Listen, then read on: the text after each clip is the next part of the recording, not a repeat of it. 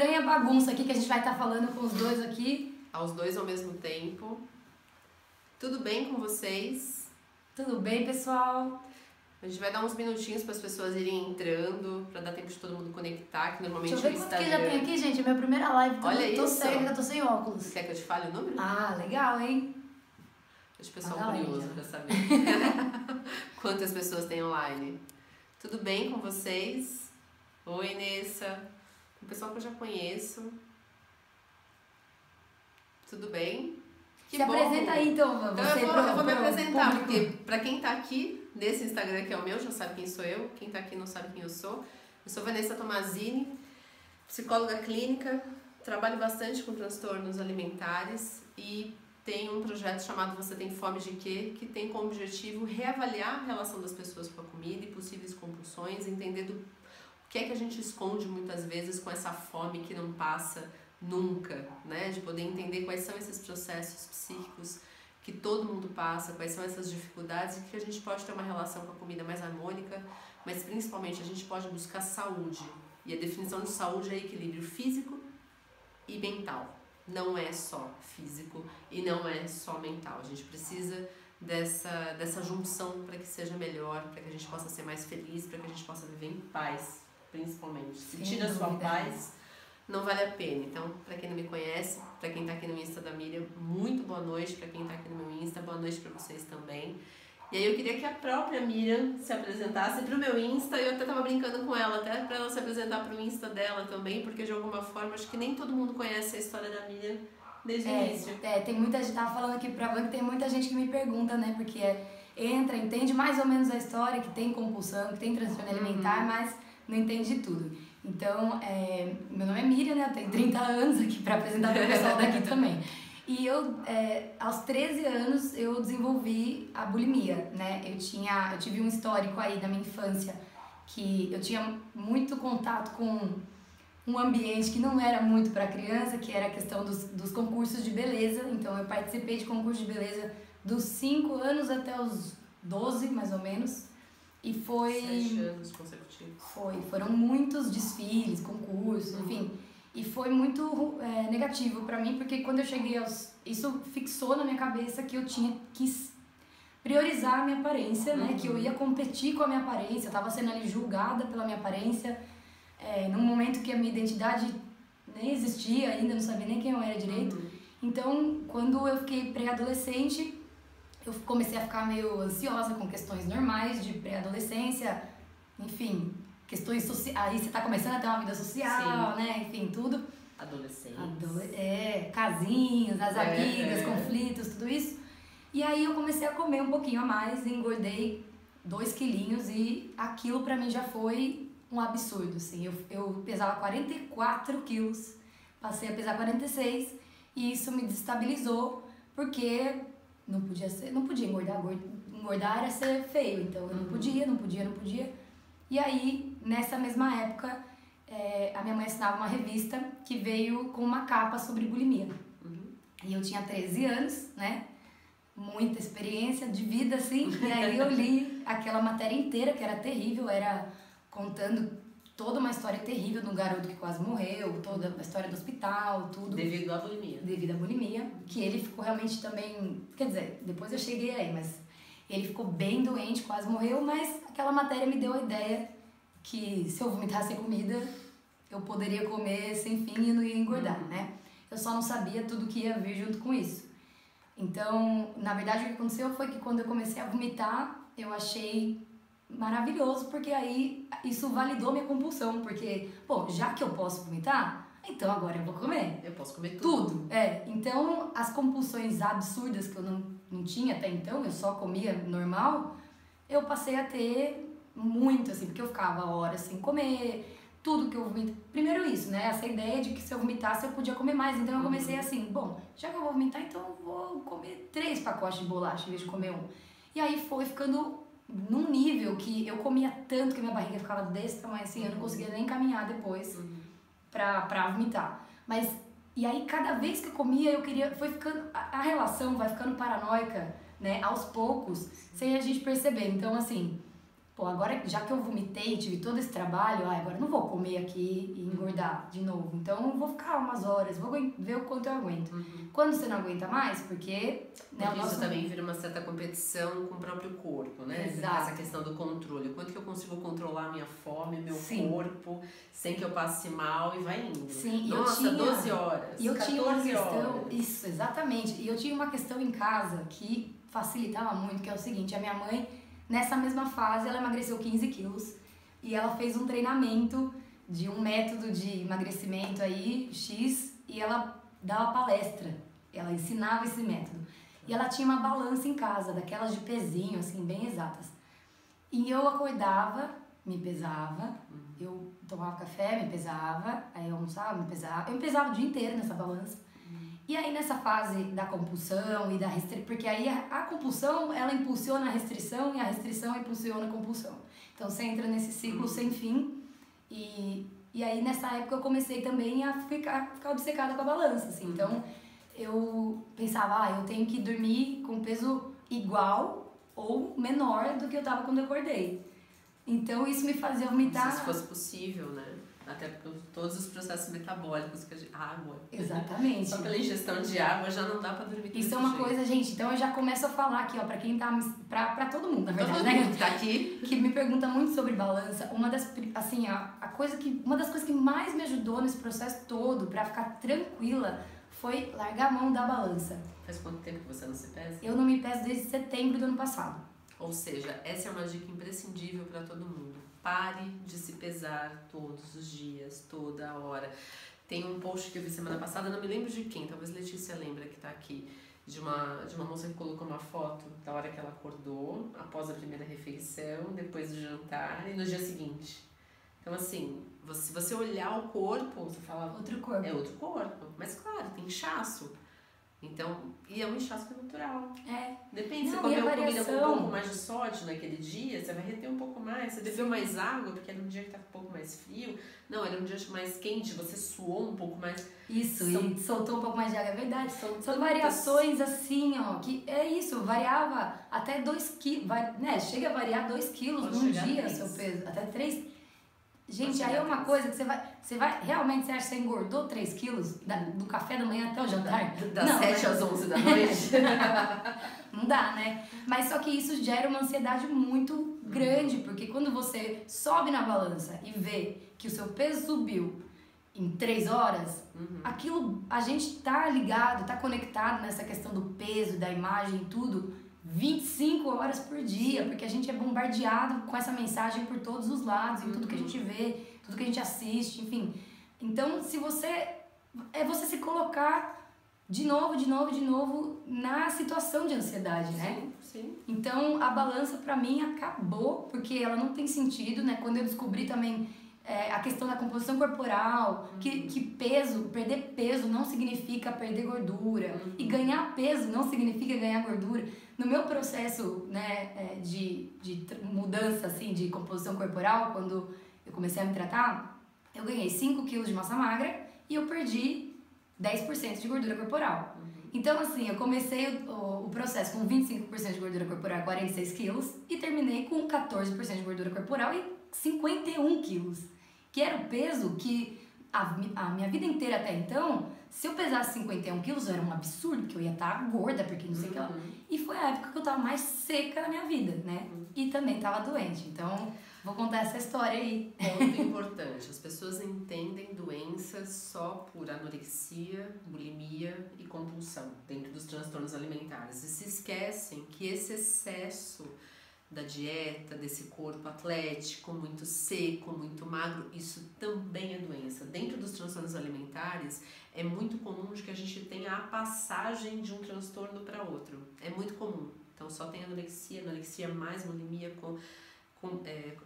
compulsão alimentar mais bulimia, vai para ortorexia, vai para vigorexia. Então, a gente tem uma transição que isso muitas vezes até atrapalha no tratamento, no sentido de que, assim, ir de um extremo ao outro significa só que você mudou a compulsão. Você não tratou. Exatamente, a ansiedade está lá. Obviamente, você vê uma paciente anoréxica muito magra, lhe salta muito mais aos olhos do que ver uma extremamente atlética. A atlética é saudável. Sim. Fisicamente saudável.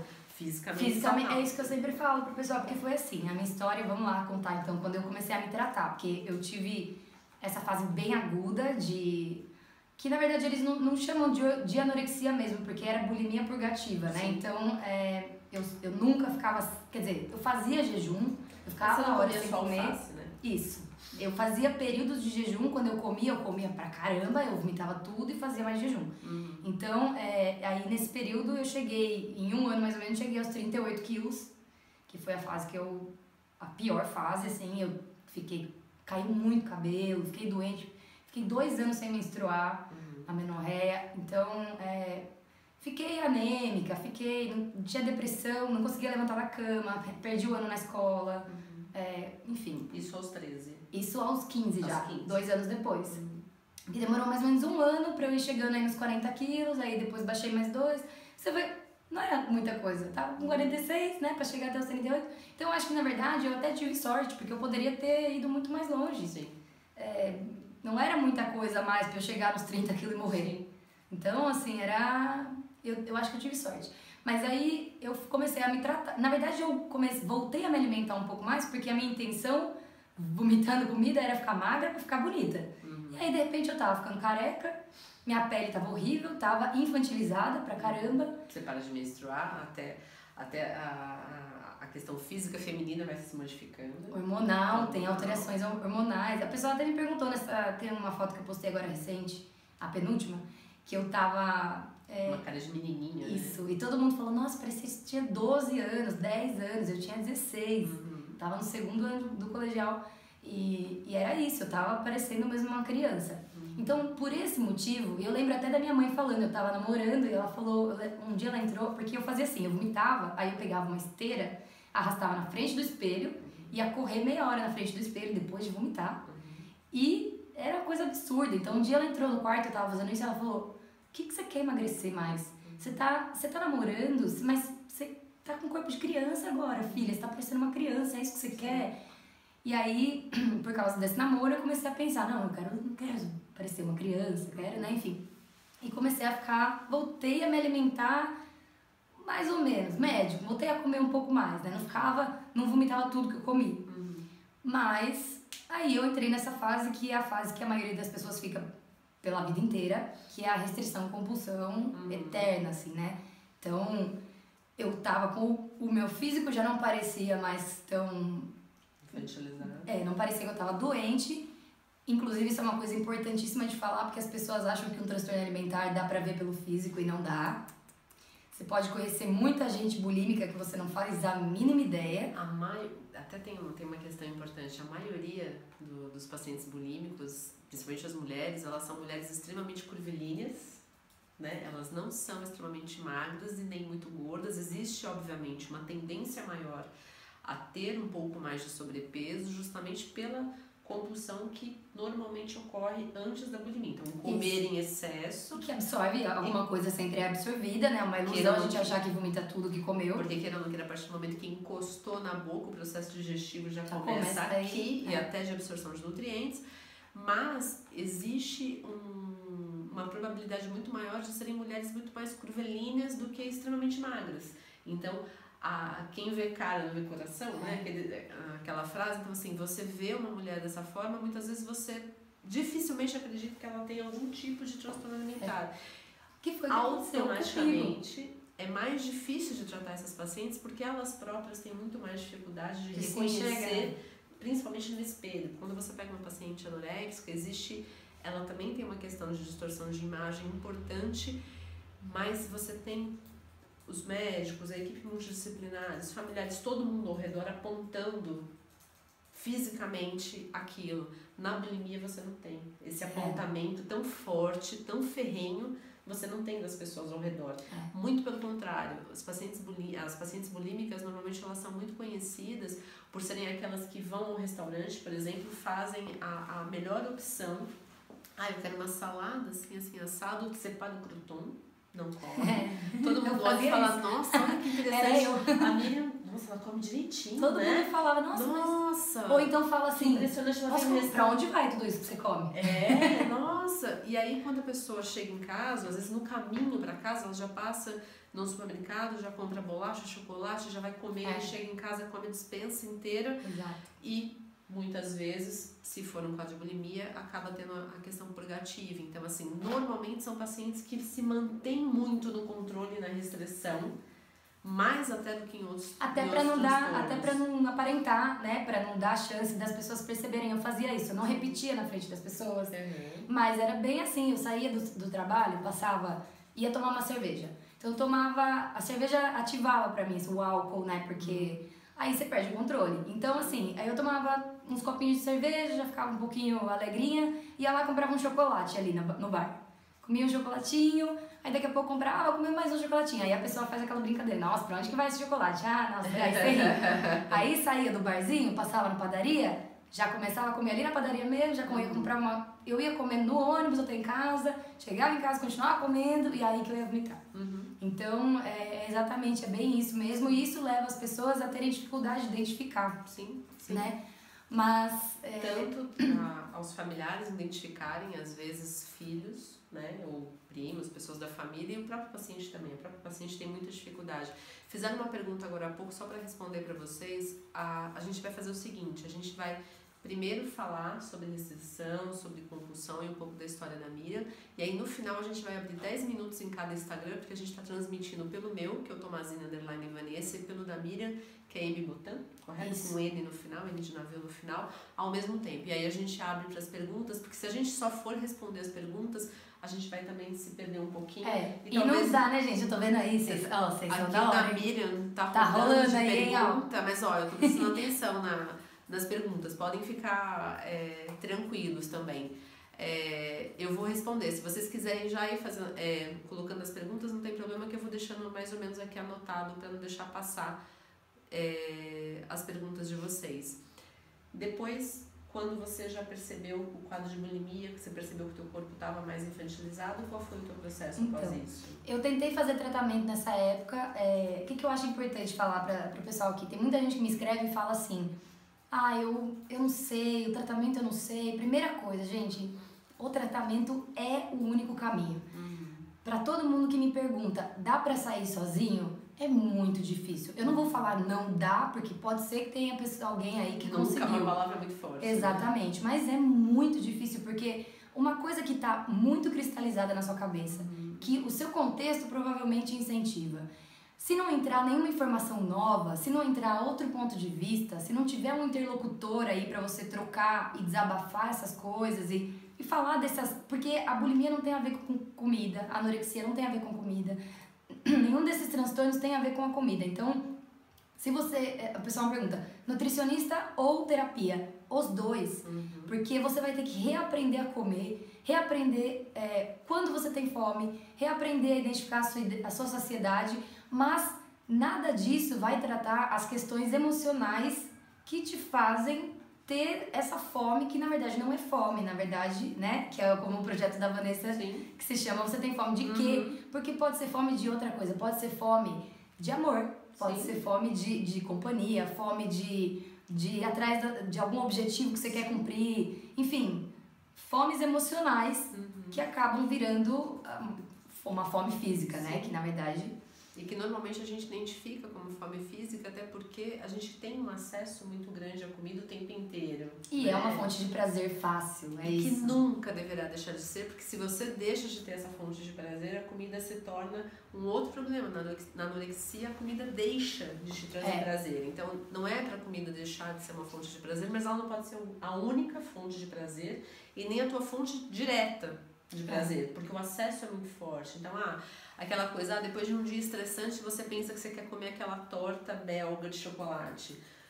Até que tudo bem, mas se todos os dias forem estressantes e você quiser comer essa torta todos os dias, a gente talvez tenha que reavaliar assim, qual é a relação que você está tendo ali. Será que você não precisa de repente dançar?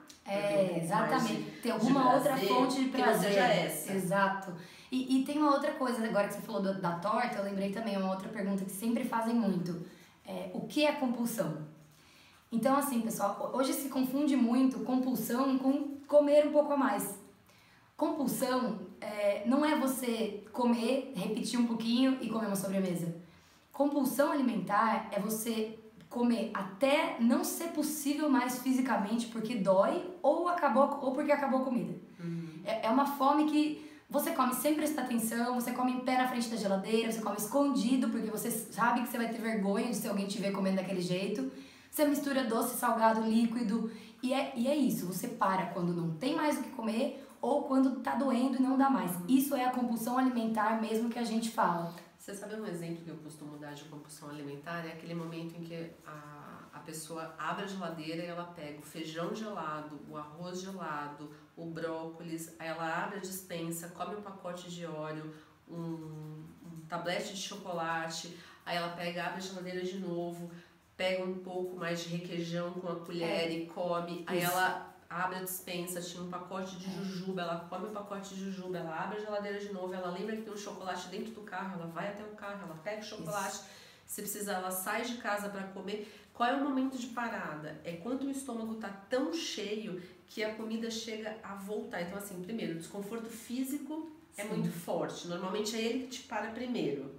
Exato, né? É aquela sensação de que você não consegue nem mais respirar. Não, e eu chegava a comer, quando eu sentia que já não dava mais e eu ainda queria alguma outra coisa, muitas vezes eu forçava e parava no meio. Então, tipo, chegava a fazer um sanduíche e começava a comer e falava, putz, agora realmente não consigo mais dar nenhuma mordida. Aí eu parava. Sim. Parava e ia vomitar. Né? E aí automaticamente a comida muitas vezes ela já começa a voltar pelo tubo digestivo. Às vezes o paciente nem precisa fazer muita força, porque a comida já ultrapassou o limite do reservatório, vamos dizer assim. E aí a própria prática da bulimia, ela é quase que, muitas vezes ela é quase que inevitável. Ela vai acabar acontecendo. Por isso que a gente tem uma associação muito forte, não é fator determinante, mas existe uma associação muito forte entre compulsão alimentar e bulimia justamente por essa característica da apresentação do quadro. O que acaba acontecendo muitas vezes é que você tem alguns pacientes que são bulímicos eventuais, né? Então toda vez que eles... não purga sempre. Não purga sempre. Não, e outra coisa que é legal a gente falar é que vomitar não é a única forma de você purgar. Então assim, tem bulímico que tem a compulsão alimentar e depois faz 3 dias de jejum. Ou então tem uma compulsão alimentar e no outro dia faz 5 horas de exercício. Eu fazia várias juntas. Você vê que eu falei que eu vomitava laxante, diurético. Eu fazia todas. Aos 16 eu tomava laxante diariamente, hein? Laxante, diurético, vomitava e fazia exercício. Todas. E essa é uma característica também. Normalmente, as formas de purgação, laxantes estão muito e diuréticos estão muito associados. A gente tem um índice muito maior de pacientes que fazem a purgação pelo vômito e também com laxantes e diuréticos, do que só a purgação única e exclusivamente. Então, são características. O que acaba acontecendo? Logo depois da crise de compulsão, e aí a Miriam está aqui para não me deixar mentir a respeito disso, das características, o que acaba acontecendo? A culpa é tão forte, o medo de engordar, todos esses processos psíquicos, eles entram em modo on, vamos dizer assim, e aí vem o laxante, aí vem o diurético, o que for possível para tentar apaziguar aquilo que já está se sentindo, na verdade, que é no nível mental, só que não para, né? O corpo, de alguma forma, quando você purga, fisiologicamente você para o processo, mas mentalmente não. Né? E aí você começa a usar os artifícios. Tanto que eu cheguei a ficar internada, Vanessa, em observação, porque eu cheguei a tomar uma cartela de diurético inteira, 20 comprimidos, e aí eu fiquei em observação por risco de parada cardíaca. Para quem não sabe, baixa de potássio pode causar parada cardíaca. Inclusive, aí outra coisa. É legal que a gente eu vou lembrando das perguntas que o pessoal me faz. Nem preciso ler as perguntas, porque já fizeram tantas que eu já sei. Mas assim, tem uma coisa que o pessoal não sabe, assim, realmente, que é essa questão da bomba de sódio e potássio. Então, pessoal, para quem usa laxante e diurético, os dois, primeira coisa, o laxante, ele não emagrece, porque ele vai agir lá no intestino grosso e a gordura, o açúcar, o carboidrato já foi tudo absorvido no intestino delgado. Já foi absorvido, já tá. O que era para engordar já engordou. Então, quando ele age no intestino grosso, o que acontece ali, ele vai forçar a saída, né, do que já tá ali, só que é ali no intestino grosso que rola a absorção de minerais e água. E esses minerais, eles são importantíssimos para alguns processos do corpo, como essa coisa da bomba de sódio e potássio, que controla contrações. Então, se você tem um desequilíbrio eletrolítico aí de sódio e potássio, você pode ter problemas nas contrações do seu corpo. Isso pode ser desde uma simples cãibra até uma parada cardíaca. Por exemplo. E não é uma coisa difícil de acontecer, né? Porque eu fiz uma apresentação, eu fiz uma pesquisa procurando os casos de... Eu já falei pessoal algumas vezes, é bem simples, procura aí no Google combinado anorexia ou bulimia e põe um maisinho e coloca parada cardíaca. Quem morre de transtorno alimentar normalmente morre de parada cardíaca e não são pessoas que estão esqueléticas, muitas vezes. É aquela coisa, você tá bulímica e aí você tem toda essa descompensação aí hormonal e tudo isso, e de minerais, e aí aparentemente, fisicamente, você pode estar bem e de repente seu coração para de bater. 20% dos casos de transtornos alimentares vão a óbito. É um número muito alto, muito alto. Então, assim, tem que tomar muito cuidado. É claro que, assim, a gente vive hoje numa sociedade que preza muito essa questão física. Até antes da live começar, eu estava mostrando aqui pra Miriam algumas capas de revistas que saíram essa semana, da Boa Forma, acho que era da Women's Health, se não me engano. Né? Então, faça tais exercícios para conseguir esse abdômen e tal. Fique magra, rapidinho. Fique magra, é rápido. Então, assim, acho que a primeira questão é assim, por que ser magra? Pra quê? Exatamente. Por que isso é tão que isso importante? Não, por que é tão importante para ser perseguido a vida inteira como a primeira obsessão? Porque às vezes tá ali, tá junto a sua carreira, a sua vida profissional, mas estar magro é uma coisa que caminha junto com tudo isso. É imprescindível. Isso. Eu preciso ter um namorado, uma família, eu preciso ter um bom trabalho e eu preciso ser magra. Ou quando assim, porque quando eu emagrecer, porque quando eu for magra, eu vou conseguir fazer isso, eu vou conseguir ter uma carreira melhor, não vou ser tímida. Não vou ser tímida. E aí é muito interessante que quando você pega casos de pessoas que já tiveram sobrepeso e já emagreceram, você faz essa pergunta, e quando você estava magra, né, com esse peso menor, você era feliz? Não. Primeiro porque eu não estava magra, né? Pra começar por aí, porque sempre tinha um pouco mais para perder de peso. E segundo que assim, essa paz, essa tranquilidade, ela não vinha com um peso menor, ela não vem, na verdade, com um peso menor. Ela, na verdade, ela só aumenta no final dos contos. É porque você entra, e aí é legal porque a minha fase de ortoréxica me mostrou muito isso, porque foram 15 anos de bulimia, assim, a 14 até os 26 anos, não. E aí eu sempre achei durante todo esse período que eu não tinha conseguido atingir o que eu queria. Então, assim, laxante, diurético, não sei o quê, vomitava todo dia, fazia dieta toda hora, cortei carboidrato um monte de vezes e nunca tava bom. Então, quando eu comecei a me tratar e resolvi mesmo, porque pra mim eram muitas coisas, que é outra coisa importante que a gente tava conversando aqui antes. A comida é a forma mais fácil da gente compensar, porque tá fácil, como a Vanessa falou. Mas tem muita gente que vai... Opa, o que aconteceu ali? Ele tá gravando alguma coisa aí? Que ele deixou gravar. Eita, então. Aí, isso pode... O sintoma, né? O comportamento compulsivo, que é um sintoma, ele pode se manifestar em várias outras coisas, né? Então, pode ser álcool. Compras, sexo. Então, assim, tudo que você achar, que você perceber que tá demais, que você não tem mais o controle, que você precisa de alguma dessas coisas, pode ser um comportamento compulsivo por alguma questão emocional. Porque essa questão do controle, acho que é uma das mais fortes, assim. É querer controlar tudo. A comida, o corpo, o sentimento, a vida.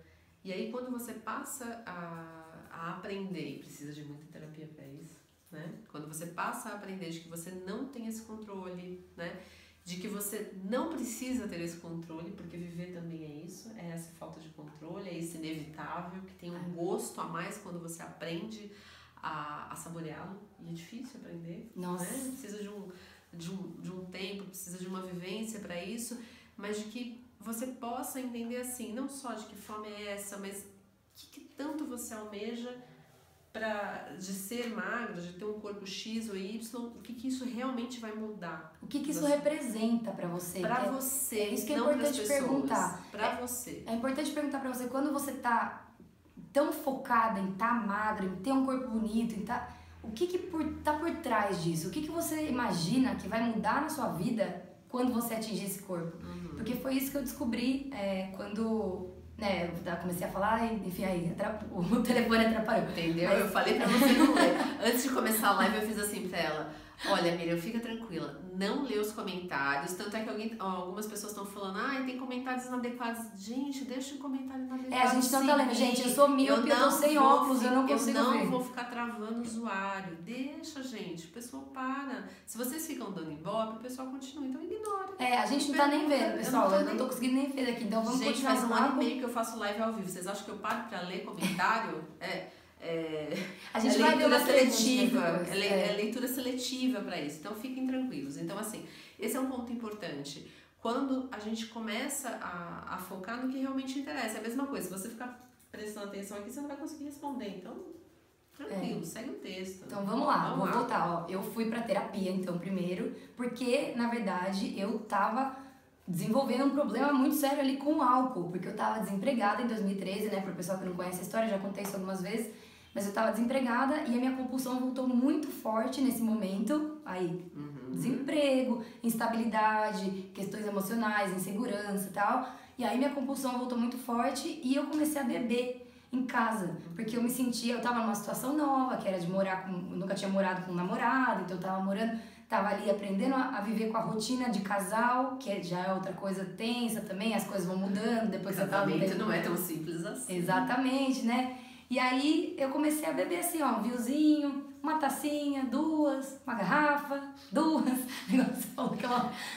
E aí, quando eu vi, isso começou, eu fiquei desempregada em janeiro. Quando foi outubro, um belo dia, eu me peguei, eu enchi a cara sozinha em casa à noite, meu namorado tinha saído, e no outro dia eu acordei achando que eu ia morrer, assim, com o coração, assim, taquicardia, suando, tremendo, muito mal, e foi por isso que eu busquei ajuda. Então, eu lembro que eu cheguei no consultório do terapeuta chorando e falando, olha, eu já fiz tanta coisa achando que ia me trazer felicidade e eu vejo que só tem descontrole e eu não quero morrer, porque do jeito que tá eu vou morrer. Então, eu só tava desesperada. Que isso é outra coisa também importante de falar, principalmente aqui, né, que a gente tá com uma psicóloga. O pessoal me fala muito que, ou, primeiro, não tem coragem de procurar o tratamento porque tem vergonha do que os outros vão pensar. Gente, os outros vão sempre pensar alguma coisa. Sempre. Você pode ser a pessoa mais maravilhosa do mundo. Não pensar nada. Exato. Às vezes a gente acha. A gente acha que vai pensar, tá todo mundo olhando pro seu próprio telefone. A verdade é essa, e olhando pro seu próprio umbigo. Ou quando vai pensar, o que o outro pensa é um problema do outro. Porque uma pessoa que tá bem com ela mesma e tá tranquila e tá tocando a vida dela, ela nunca vai parar pra ficar falando da vida dos outros. Já começa por aí. Então, as coisas que as pessoas falam sobre os outros são coisas que refletem problemas delas mesmas, assim, aquela frase famosa, o que João diz de Pedro fala mais sobre João do que sobre Pedro, é bem isso, vai refletir o que tá dentro de você, o que você se eu fico toda hora, se eu tô muito preocupada assim, em envelhecer, tô muito preocupada com isso, óbvio, eu vou ficar reparando nas pessoas e eu vou ficar falando dessas pessoas. Então, eu falo, fulana, você viu a cara ali, ficou... Eu vejo isso muito, o comportamento...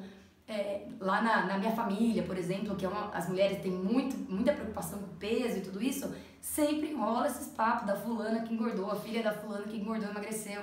Então você vê que é uma preocupação dessas próprias pessoas e não tem a ver com os outros. E que também é um comportamento feminino muito, não só recorrente, mas incentivado. Incentivado por os todo homens, mundo, é fato, os homens fazem isso muito pouco. As mulheres, normalmente, elas se encontram e o primeiro comentário que é, nossa, ela tá mais magra, nossa, ela engordou. Homens, normalmente se encontram, dão um tapa nas costas. Putz, eu gosto de você e tava com saudade. Mas é isso. Eles têm uma relação mais tranquila.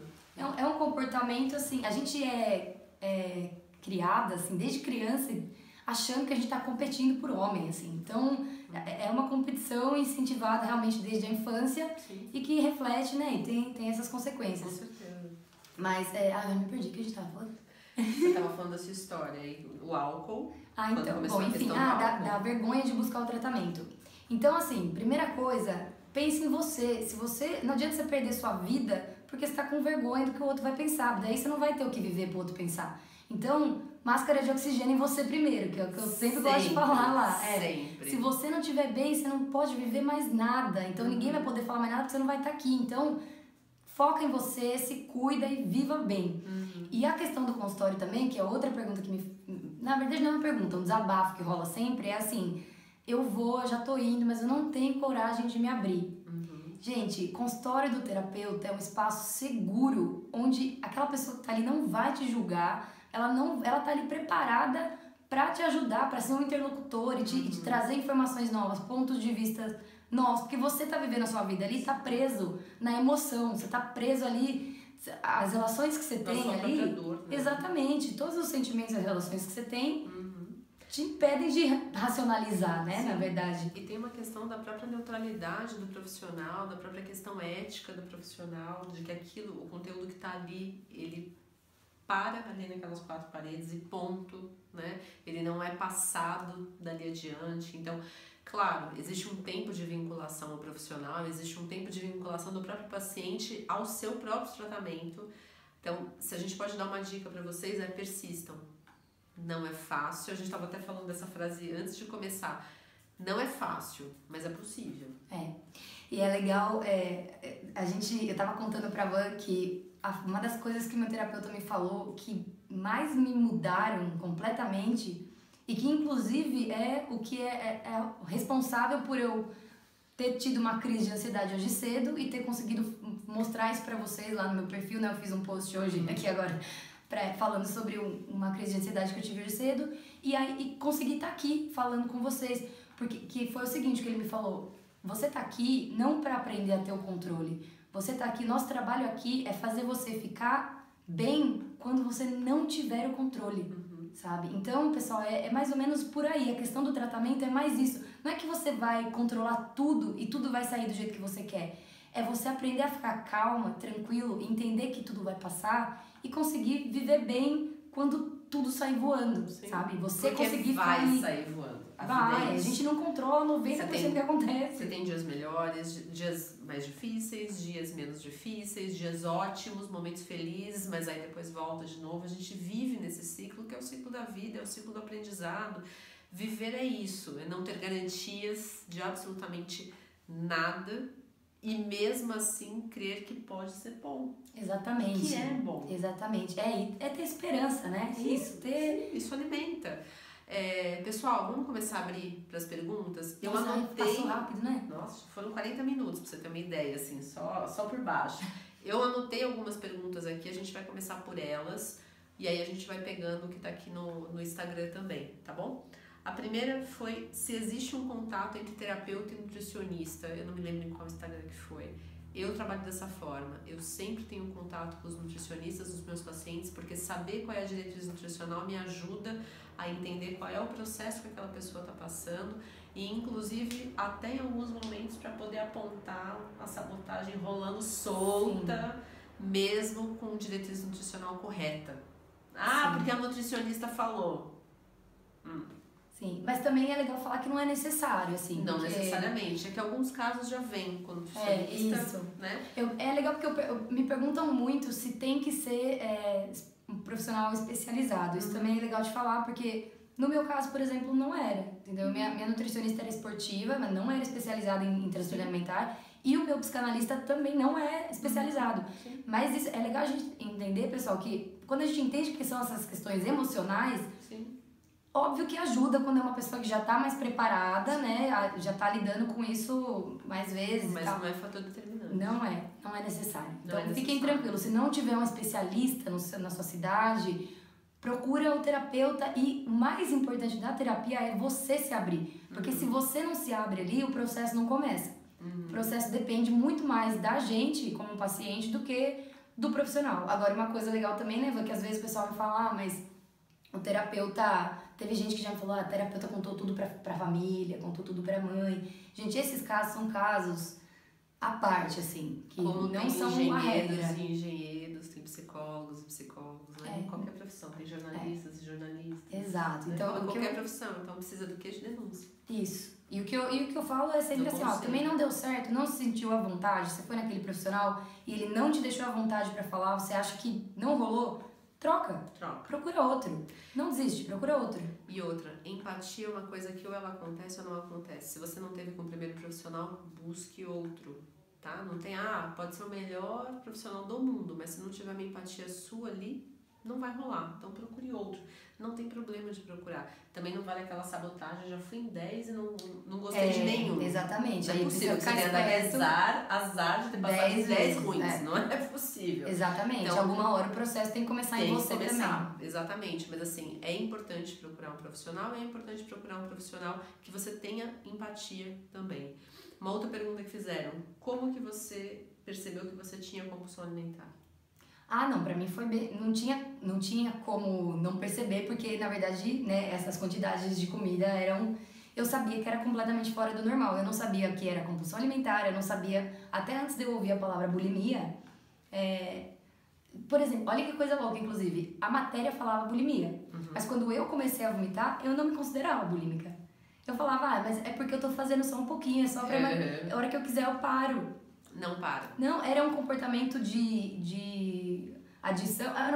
Eu roubava dinheiro da minha mãe pra comprar chocolate, porque chegou uma época que ela trancou toda a comida no quarto, num quartinho, na despensa, e ela andava com a chave no pescoço, assim, em casa. Que ela tava estudando pra concurso, a gente ficava em casa, então eu roubava, assim, pão duro pela janelinha, que eu conseguia pegar com cabo de vassoura, eu roubava a moedinha dela, da minha irmã, e ia comprar chocolate. Então, era um comportamento de um viciado, assim mesmo. Sim. Então isso pra mim já mostrava que não era uma coisa normal que estava acontecendo ali. Fizeram uma pergunta. Tenho 20 anos e minha terapeuta fala que a partir do momento que coloco minha vida em risco, ela não pode ter sigilo. Sim, a partir do momento que você coloca a sua vida em risco ou a vida de uma outra pessoa, nós somos compelidos eticamente a chamar ou a família ou às vezes em alguns casos a própria justiça. Então claro que a gente está falando de casos de abertura de sigilo em outras situações. Não há risco de vida ou para o paciente ou para alguma pessoa ao seu redor. Então, que fique isso bem exposto. Uma das perguntas que fizeram, na verdade foi para nós duas, como achar o equilíbrio? Acho que esse é um ponto...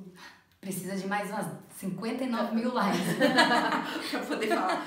A gente pode abrir outros de vez em quando, né? Olha lá, já um papo faz que parte rende, 1, 2, 3. Mas você vê, isso é legal até porque, ó, o pessoal que me pergunta assim, como você venceu a compulsão alimentar? Gente, vocês estão vendo aqui que são muitos assuntos. É um assunto muito complexo, não é simplesmente controlar a comida, não é simplesmente sentar no consultório terapeuta, porque eu também, quando comecei, tava contando pra Van, parei o tratamento várias vezes porque é dolorido. Tem dia, no começo, hoje em dia, quando acontece alguma coisa muito grave, a primeira coisa que eu faço é adiantar minha sessão. Eu ligo pro meu terapeuta e falo, olha, pode ser antes, porque eu preciso muito desabafar. Eu vejo um lugar, assim, que é o lugar que eu vou pra falar as coisas que eu não posso falar pra mais ninguém, na verdade, né? É o único lugar que eu posso falar tudo. Que é seu. Isso, é meu espaço ali. Mas, 3 anos atrás, quando era bem mais difícil, quando eu tava ainda bem no começo, tinha dia que eu não queria, sabe? Eu pensava, gente, eu tô mal, ainda vou ter que ir lá falar. Então, é um processo que, às vezes, que não é linear. É um processo que faz assim, ó. Às vezes você pode subir mais, às vezes você cai mais, mas aí você sempre volta. Porque o que aconteceu comigo era, eu parava e de repente eu pensava, eu preciso, de novo. Eu não tenho ninguém mais pra falar isso, eu preciso falar disso com alguém, eu vou voltar. Eu voltava. Então eu parei umas 3 vezes e voltei, e agora eu tô há 1 ano direto, sem parar. Ai, que vitória, assim, né? Isso é uma grande vitória. Então, a questão do equilíbrio é uma coisa que a gente vai vivendo aos poucos, né? Depois de um período muito grande de restrição, como eu cheguei na minha fase ortoréxica, começou a acabar em janeiro do ano passado, que foi quando eu fiz uma viagem e foi muito ruim, porque eu tava obcecada com a comida, obcecada com o meu corpo, então brigava muito por ciúme com meu parceiro e tava insuportável. Aí eu comecei a perceber que eu não tava saudável e eu tava com o meu físico tava totalmente saudável, só comida de verdade, comendo limpo, treinando pra caramba, meu físico ali a milhão, mas a minha cabeça não tava boa, porque senão todas aquelas brigas e toda aquela loucura não teria acontecido. Então quando eu voltei, eu comecei de novo, e agora? Putz, achei que era isso, não era isso que ia ajudar. E aí eu comecei um processo de ler sobre autocompaixão, até queria indicar pra vocês uma mulher que se chama Christine Neff, eu já indiquei ela algumas vezes aqui, que ela fala sobre autocompaixão, tem um conteúdo maravilhoso, que é isso, da gente começar a se perdoar, da gente começar a se julgar menos, da gente começar a tirar um pouco esse peso, sabe? E aí que volta, por exemplo, aquela coisa da balança. Se você subir todo dia na balança, você tá criando a obsessão pra você todo dia. Se você de relaxa... um número ali que diz algo sobre você. Que na verdade, né? Se o número for bom, seu dia vai ser ótimo. Você tá bem. Se o número for ruim, seu dia acabou ali. Acabou. Então diz mais sobre você do que tudo aquilo que você sente, do que tudo aquilo que você vivencia. Isso. Olha o aprisionamento que é. Exato. Né? Numa balança. Chega a tirar a paz de pessoas que eu já li isso 1000 vezes que me mandaram. Eu acordei, olhei no espelho, me achei maravilhosa. Passei na balança, acabou. E você tava se sentindo maravilhosa. Então, o número tirou aquilo de você. Então, pra quê? Pra que se colocar tanta pressão, Sim. se colocar tanta ansiedade? Não vale a pena. Então, o equilíbrio passa meio por isso, de você ir tirando a ansiedade. Às vezes, tem a ver com acabar com coisas bem maiores, tipo terminar uma relação que te faz muito mal. Sim. Que talvez você esteja numa posição de conforto, mas que ali no fundo você sabe que não tá rolando, não tá legal, não vai te fazer bem, não tá mudando. Então é muito difícil responder essa pergunta porque depende do contexto de cada um, da vida de cada um, mas basicamente é você gostar mais de você e ser a sua melhor pessoa, assim, Sim. ser a pessoa que mais se conforta. Que a gente procura conforto sempre fora, né? No outro, numa coisa, num conceito, enfim. Fizeram uma pergunta que eu gostei, que a gente estava até conversando antes da live começar. Miriam, você é contra quem faz dieta? Ai, não sou contra ninguém.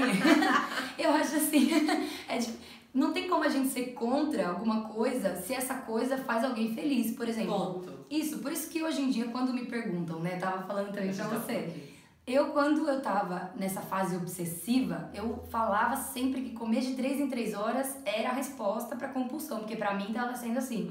Hoje em dia já não acho mais, porque começou a me deixar ansiosa e eu comecei a mudar. Então, assim, o ponto que a gente tá discutindo aqui é com quem tá infeliz, com quem tá se sentindo mal, com quem não tá bem, assim. Então, aí...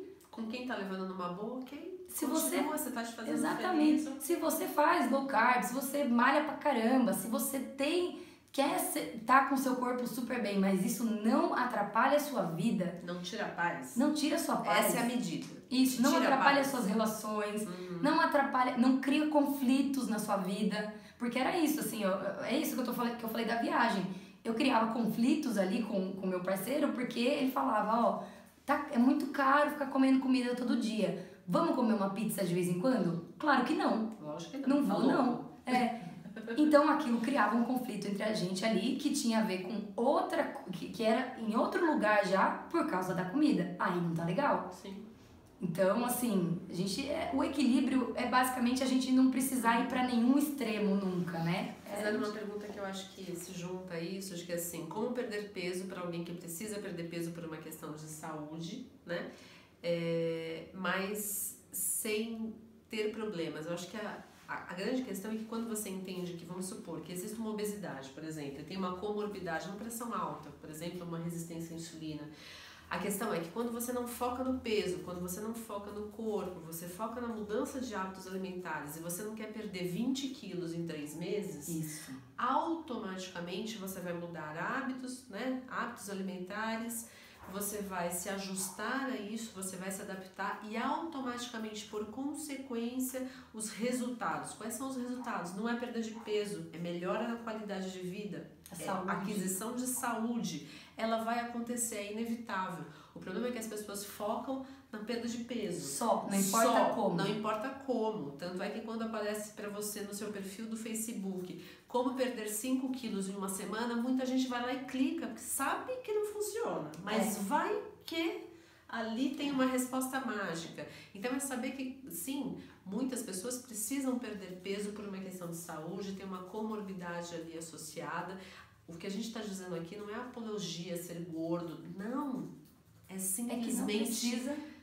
É nenhum extremo, é poder ter saúde. Vamos lembrar qual é a definição de saúde? É o equilíbrio físico e mental. Então, se te tira a paz, não é saúde. Por exemplo, tem uma coisa legal aí, que casa com isso. Esses dias teve uma discussão aí nos comentários que era uma pessoa falando que tinha sim que fazer musculação, porque a avó dela tava quase sem músculos e quase não conseguia se levantar. Então a musculação é super importante para você poder ter a qualidade de vida depois. Na terceira idade, com certeza. Mas aí, o que eu falei? Muscular. Exatamente, mas a questão é que eu tava falando para ela, não necessariamente precisa ser só a musculação. Pode ser dança. Exato, pode ser uma atividade, tem que ser uma atividade que te dá prazer. Porque o que eu respondi pra ela foi, tá bom, mas se a gente for falar assim, minha avó tá lá também com 80 anos e nunca pisou na academia, tá lá felizona. Okay. Exatamente, tá super ótima. Mas assim, tem que ser uma atividade que você vai conseguir manter, que vai te dar prazer, senão você vai fazer aquilo com ódio. Você tem que se exercitar porque você ama o seu corpo, não porque você odeia e quer mudar. E principalmente entender que assim, esse corpo que é na mídia exposto, seco, né, com aquela barriga chapada e tal, será que cabe na sua genética? Será que cabe na sua vida? Será que é isso realmente que você quer? Será que você tem até estrutura corporal para isso, né? Então tem tanta coisa associada que as pessoas focam na imagem daquele abdômen ou na imagem daquele corpo e vale qualquer coisa para isso, mas será que vale mesmo? Será que você não tá... Isso mostra um pouco o quanto que você está deixando a tua autoestima totalmente para trás, porque vale a sua paz. Isso. Essa é a resposta que eu dou para todo mundo que me pergunta, que fala assim, mas eu duvido, como você não era feliz com aquele corpo, como que você pode estar mais feliz hoje? Como que você pode não querer aquele corpo que você tinha? Porque eu tava bem seca. Exato. Não, essa pergunta é louca. Como pode ser que você não queira mais ter aquele corpo? Eu não quero mais ter aquela vida. É aquela vida que eu não quero mais. Aquela tortura, na verdade, mental. Porque a tortura não aparece na foto, tá? Na hora que você vê a foto ali da Miriam do antes e depois, dela super magra, e hoje, com um corpo ok, não aparece na legenda, não tem o que tinha na cabeça, né, no pensamento. Exatamente. Olha uma foto dessa, hein? E é muito louco, porque eu vejo pelas fotos... Isso, nas imagens, assim, do que passava na cabeça e o que tem hoje. Assim, que é até difícil, né?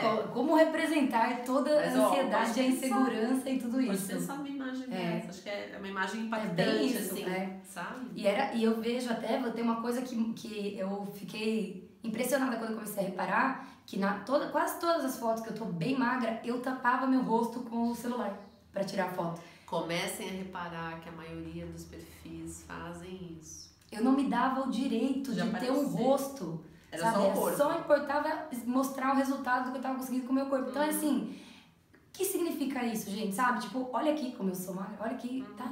E daí? Que o resto? Você tá bem? Você tá feliz? Legal. Ou você tá fazendo aquilo pra tipo, conseguir uns likes ali e levantar sua autoestima com aquilo, porque você tem certeza que ser magro vai te dar aprovação, mas no fundo não é o suficiente pra você ser feliz. Você sabe. E vamos lembrar, existem pessoas que trabalham com o corpo. Tudo bem. Exato. Nesse caso é outra coisa também. História. Se você quer competir, né? Você quer ir lá e competir no biquíni. É o barato da pessoa. Exatamente. É a profissão dela. Exatamente. Não estamos... Gente, jamais... É isso que eu tava falando com a Van e eu sempre repito aqui. Não existe a melhor opção. Existe a opção que dá certo.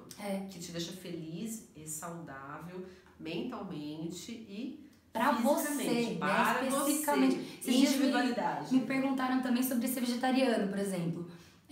E aí, o que eu achava disso? E eu até respondi no stories, falei, gente, eu não acho nada. Eu acho maravilhoso se você tá feliz e vai procurar o que você gosta. Mas no meu caso, por exemplo, hoje, eu até já pensei, já vi no documentário, quis, mas pensando hoje, se eu botar uma restrição pra mim, hoje eu sei o que acontece. Eu me conheço, eu sei minha história. Sim. Eu sei que eu não posso me proibir de nada.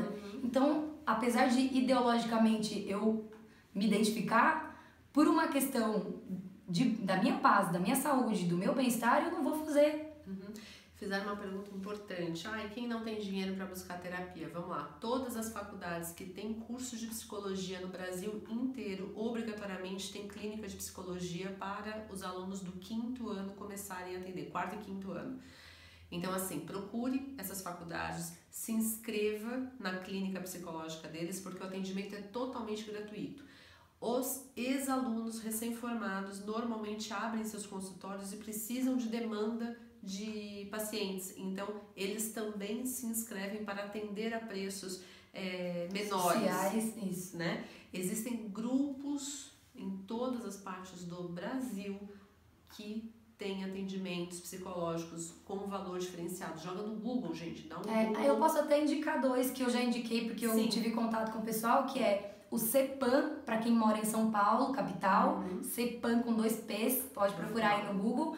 E o Genta, Genta, que é Brasil. Então, você entra lá no site do Genta, para quem estiver fora de São Paulo capital, e o CEPAM para São Paulo, que são duas equipes de atendimento social e que podem... Pelo menos vocês vão ter um direcionamento na cidade de vocês. Exato, e a questão da faculdade, né, que assim, em qualquer... Todas têm, em qualquer lugar do Brasil, elas têm obrigação de ter a clínica para os alunos do 5º ano começarem a atender. Ah, mas não é um profissional especializado em transtorno alimentar. Gente, não necessariamente precisa ser um profissional especializado em transtorno alimentar para te atender. Parem com isso, tá? Ah, tem que ser só o fulano. Não precisa ser. Precisa ser um bom profissional, né? Então, assim, procurem. Isso é importante. Uma outra pergunta, a gente tá acabando o tempo, por isso que eu tô correndo, tá? Já tô me engongando aqui atrás. Fizeram uma pergunta que eu gostei. Toque e compulsão alimentar tem relação? Toque é um transtorno obsessivo compulsivo, compulsão alimentar também é uma compulsão, provavelmente pode ter alguma raiz entre uma e outra, vale a pena procurar atendimento. Uma outra pergunta que fizeram, obrigatoriamente quem tem transtorno alimentar precisa procurar um psiquiatra? Não necessariamente, cada caso é um caso, existem casos de bulimia, por exemplo, que precisam de atendimento psiquiátrico porque... Às vezes você tem algumas questões ali associadas que se você não diminui aquela ansiedade rapidamente... Você não consegue começar a tratar. Não consegue começar a tratar. Eu falo também, me perguntam muito isso. Gente, vamos deixar claro aqui, ó. Terapia, quando a gente fala faça terapia, não é o remédio. O remédio, na verdade, ele disfarça sintomas pra você ali, mas ele não trata aquelas questões. No momento que você tirar o remédio, se você não tiver fazendo esse processo aí de remexer todas essas questões... volta tudo. Então, assim, não somos contra remédio, ninguém. Não. Mas, porque realmente... Mas quando necessário. Ele precisa... Isso, se você não tá conseguindo sair da cama, se você não consegue sair de casa, se você tá desesperada, você não tá conseguindo viver, você não tá nem conseguindo fazer esse processo de tratamento, o remédio vai te ajudar sim. Mas não conte com ele pra curar o seu problema de compulsão, porque não vai acontecer. Cara, eu gostei. O remédio apaga o incêndio, correto. Mas depois a equipe precisa vir para escaldar, né? Para reestabelecer tudo. Fizeram uma pergunta que estão desesperados. Você precisou parar 100% do álcool para poder se reestabelecer? No começo, sim. No começo eu evitei porque sempre que eu bebia eu perdia o controle. Então, assim, começou a acontecer assim. Uma vez, aí de novo aí você fala, caramba, tá. Aí uma vez falei, não vou beber, tá. Vou beber um pouquinho não deu certo porque eu bebi mais, aí de novo. Então eu fui fazendo testes. Pra mim, no começo... tive que cortar e depois foi voltando, conforme eu tava melhor, eu fui voltando aos poucos e hoje eu bebo socialmente. Mas, sim, isso você tem que... Na verdade, quem dá essas respostas são as pessoas mesmo, você sabe. Se você perde o controle sempre com álcool... Tem alguma coisa aí, não você tem que cortar, porque... Vamos lembrar, cada caso é um caso. Exato. Né? E para algumas pessoas, qual é a representação que a bebida tem? Talvez ela possa ter a mesma representação que a comida estava tendo antes. Então... A bebida não é uma resposta tão simples assim. Sim, e isso a bebida... foi pra Miriam. Essa foi a resposta da Miriam. Ali? O que foi? Acho que tá acabando o tempo. Vai acabar. Pessoal, a gente precisa encerrar a live, porque senão vai acabar. Vamos marcar mais uma? Vamos fazer a parte 2. Vamos fazer a parte 2, então. Queria agradecer muito a todos vocês. Pra quem não conhece o Instagram da Miriam, é mbotan com N no final. O meu é Tomazina_Vanessa. Foi ótimo. Vai ficar mais 24 horas no ar pra vocês. E depois vai pro canal do YouTube, tanto da Miriam quanto o meu. Combinado? Um beijo pra vocês. Semana que vem tem mais. A gente vai marcar uma próxima e eu passo a data pra vocês. Adorei, Miriam. Eu também. Obrigada. Valeu, Van. Foi demais. Até a próxima. Tchau, tchau. Tchau, galera.